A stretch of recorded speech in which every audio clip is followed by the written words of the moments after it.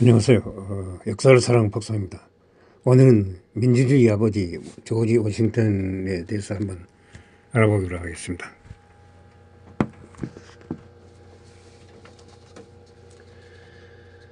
조지 워싱턴의 어릴 때 일화에 대해서 한번 이야기를 해보겠습니다. 워싱턴이 6세 때였습니다.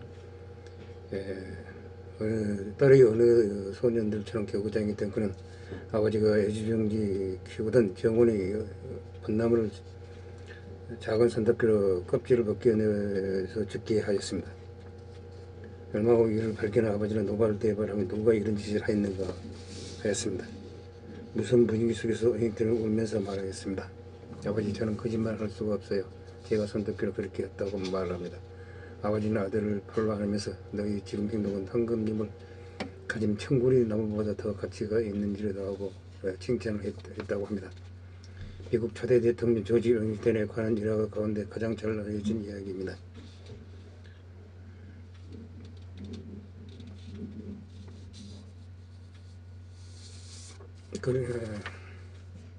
조지 워싱턴은 영국에서 목사 안수를 받고 고향으로 돌아와 목회를 했는데 생활고에 시달린 나머지 서적 위판 일을 하면서 설교를 병행하였습니다. 그러던 중 워싱턴이 사망한 이듬해인 1800년 상업적인 기능성의 가능성을 보고 워싱턴에서 관한 전기를 집필하여 책으로 냈습니다. 여기서 말한 벚나무이라는 바로 이 책 오판에 올라 있습니다. 모범적인 삶을 살아 일탈에 관한 별다른 에피소드가 없는 워싱턴 전기를 보다 재미있게 만들기 위해서 수록하였다고 합니다. 그러나 이런 벚나무 일화의 거짓 여부와 관계없이 워싱턴이 미국 역사상 가장 뛰어난 인물 가운데 한 사람이라는 데는 이해를 할 사람이 없습니다. 미국 건국의 아버지로 불리는 조지 워싱턴은 버지니아주의 한 마을에서 부연 제주의 아들로 태어났습니다. 그러나 워싱턴이 11세가 되던 해 아버지가 세상을 떠났습니다. 이보경 론스가 가장 역할을 하며 워싱턴의 교통이 되었습니다. 이런 노무에서 맞아 1750년 오랜 투명 끝에 결핵으로 사망하였습니다. 이후에 워싱턴은 재산을 상속받고 론스의 뒤를 이어 새로운 계획으로 버지니아 민병대의 부대 대장과 임명됩니다. 그러다가 워싱턴은 1754년 프랑스와의 영토 분쟁을 어떻게 된 프렌치 인디언 전쟁에 참전합니다. 전투 지휘 능력을 인정받는 워싱턴은 대령까지 진급하며 영국과 민병대를 제외하고는 미국 땅에서 최초로 만들어진 정식 군대의 지휘관을 맡게 됩니다. 워싱턴은 참전 4년 만인 1758년 12월 군에서 퇴임하지만 이때 영국군과 한편이 되어 싸우면서 얻은 전투 경험은 훗날 영국과 독립전쟁을 벌일 때 중요한 사건이 됩니다.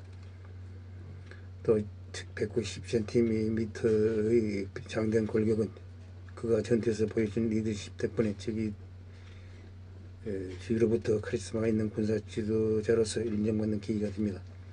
프렌치 인디언 전쟁이 끝나야 고향으로 돌아왔습니다. 그는 1759년 부유한 과부 마사 커티스와 결혼합니다. 이 결혼으로 그는 막대한 자산가가 되어 버지니아주 최고 갑부 가운데 한 명이 됩니다. 이후 워싱턴 고향에서 확고한 기반을 가진 사회적 명문으로서 안락한 삶을 즐깁니다. 그러던 중 마침내 미국 독립전쟁이 발발합니다. 워싱턴은 식민지군 사령관으로서 지미 영국과의 오랜 전쟁에서 같은 역경을 극복하고 끝내 승리를 거두어 미국의 독립에 큰 이바지합니다. 그 이후 1789년 새롭게 제정된 미 연방헌법에 따라 실시된 선거에서 워싱턴은 미국 초대 대통령으로 선출됩니다. 1790년 3전 대통령으로서 초대를 하지만 민주주의 전통을 세워야 한다는 이유로 이임만 하고 3선을 사양합니다. 두 번째에 걸친 임기를 건넸습니다. 그런 사제가 있는 버지니아주의 고향 땅 마운트 버넌으로 돌아갔고 맹실공이 세계 제일 강대국인 미국이 태동기에 나라가 발전할 수 있도록 굳건한 기반을 만든 그의 공적은 지금까지 높이 평가되고 있습니다. 조지 워싱턴은 생전에 미국 건국에 대한 그의 영향이 컸던 만큼 오랜 세월이 흐른 오늘날 미국의 수도 워싱턴에서부터 핵 항공모함 조지 워싱턴에 이르기까지 그를 기린 흔적들을 발견할 수가 있습니다. 이런 유명한 인물이 있었기와 될 수 없는 관계를 가지고 있다는 것이 흥미롭습니다. 개척지 주민들을 자극한 유스키스에 대하여 조지 워싱턴과 유스키와의 첫 번째 인연은 역사적으로 유스키 반란이라는 재미있는 이름이 붙여지는 사건입니다. 1789년 이 헌법에 의해 조지 워싱턴을 수반으로 첫 연방행정부가 출발하면서 해밀턴이 초대 재무장관을 취임하게 됩니다. 그런 건국 초기의 연방정부가 떠안는 막대한 빚을 해결하기 위해 세선 확보에 고심하였습니다. 수익 한선은 이미 충분히 높다고 생각한 그런 예술 상품에 세금을 부과하기로 하였습니다. 또 한 가지 중요한 문제는 당시 서쪽 개척자들 사이에서 그렇지 않아도 연방정부의 불만이 큰 상태였음을 알고 있습니다. 개척지에서 인디언의 전투 상황도 여의치 않아 안전에 심각한 위협을 받고 있었습니다. 당시 스페인이 지배하에 있던 미시시피강의 운하 문제에 대해서도 정부의 대처가 미흡하다고 생각하고 있었습니다. 이런 상황에서 일시기시에 보관하고 그야말로 불난 집에 개입을 꼈는 듯 개척지 주민들을 자극하였습니다. 일시기시 발표 후 서부 펜실베니아주를 중심으로 한 팔레치아 300 서쪽 개척지 거주민들은 여러 차례 집회를 거행하면서 일시기시에 저항하였습니다. 이런 와중에 1796년에는 일시키스 세금 징수위원이 주민들에 의해 타르와 셰터를 덮어쓰는 사건이 발생하고 범인을 발생하였습니다.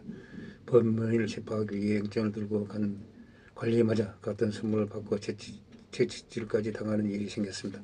물론 개척지 주민들은 유스키스의 절벽을 위해 행정적으로도 노력하였습니다.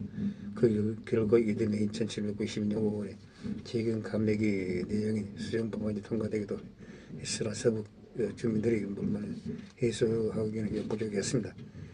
1794년 8월 열린 집회에서도 무려 7,000명가량의 인원이 모여 유스키 반란 시작 이후 최대 규모를 기록하였습니다.